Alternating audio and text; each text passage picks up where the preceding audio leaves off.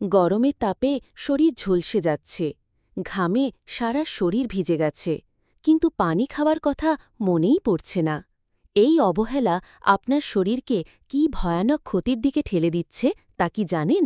গরমকালে পানি পান করা অত্যন্ত জরুরি, কিন্তু কেন এটা এতটা গুরুত্বপূর্ণ? আসুন জেনে নিই পানি খাবার উপকারিতা সম্পর্কে। প্রথমত, পানি আমাদের শরীরের তাপমাত্রা নিয়ন্ত্রণে রাখে। গরমে ঘামের মাধ্যমে শরীর থেকে পানি বের হয়ে যায়। এই হারানো পানি পূরণ না করলে শরীর ডিহাইড্রেশনের শিকার হতে পারে। ফলে মাথা ঘোরা, দুর্বলতা, চক্কর আসার মতো সমস্যা দেখা দিতে পারে। দ্বিতীয়ত, পানি আমাদের রক্ত সঞ্চালন ঠিক রাখে। পর্যাপ্ত পানি না খেলে রক্তের ঘনত্ব বেড়ে যায়, যা হৃদরোগের ঝুঁকি বাড়ায়। নিয়মিত পানি পান করলে রক্ত প্রবাহ সুচারু থাকে, যা হৃদযন্ত্রকে সুস্থ রাখে। তৃতীয়ত, পানি আমাদের কিডনিকে সুস্থ রাখে।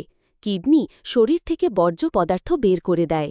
পর্যাপ্ত পানি না খেলে কিডনি ঠিকমতো কাজ করতে পারে না, যা কিডনি স্টোন বা অন্যান্য সমস্যার কারণ হতে পারে।